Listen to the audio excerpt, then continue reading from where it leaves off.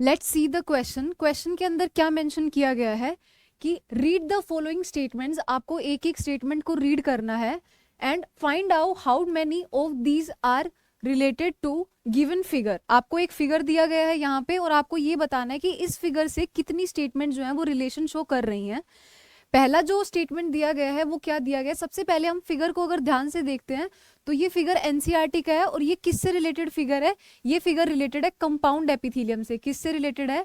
Compound epithelium से। हमारा epithelial tissue जो है वो दो पार्ट्स में डिवाइड किया गया होता है, एक सिंपल टिश्यू और दूसरा हमारा कंपाउंड एपिथेलियम होता है। तो ये जो पर्टिकुलर डायग्राम है ये कंपाउंड एपिथेलियम का है।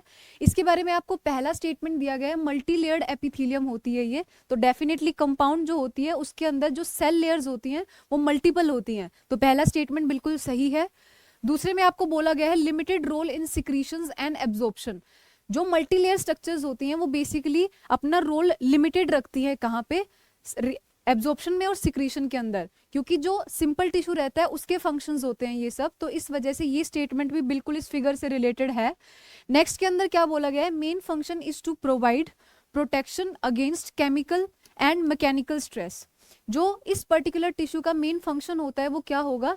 ये केमिकल और मैकेनिकल स्ट्रेसेस से हमें प्रिवेंट करता है, तो ये डेफिनेटली बिल्कुल सही बात है। इसकी मल्टीलेयर जो सेल्स होती हैं ये हमें केमिकल और मैकेनिकल स्ट्रेसेस से बचाती हैं, तो ये हमारा आंसर भी इस पर्टिकुलर डायग्राम से मैच करता है।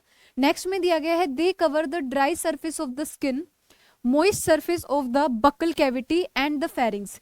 आपको कंपाउंड एपिथेलियम के अगर एग्जांपल्स याद हैं तो एनसीईआरटी के कंपाउंड एपिथेलियम वाले पैराग्राफ में क्लियरली मेंशन किया गया है कि जो कंपाउंड एपिथेलियम है उसके एग्जांपल होते हैं हमारे स्किन की जो सरफेस होती है वो, उसके अलावा जो बकल कैविटी की लाइनिंग्स होती है वो, और इसके अलावा फेरिंग्स जो होते हैं वो भी। तो डेफिनेटली ये कंपाउंड एपिथेलियम के और इस डायग्राम से रिलेटेड एग्जांपल्स हैं।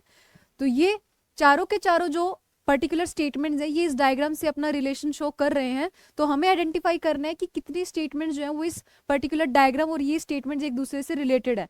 तो ये चारों के चारों स्टेटमेंट्स रिलेटेड है, तो हमारा आंसर क्या चला जाएगा? First option. जबकि सेकंड में 3 ऑप्शंस दिया गया है, थर्ड में सेकंड 2 ऑप्शंस दिए गए हैं और डी के अंदर में 1 ऑप्शन दिया गया है, लेकिन चारों स्टेटमेंट सही होने की वजह से हमारा आंसर 1 करेक्ट हो जाता है।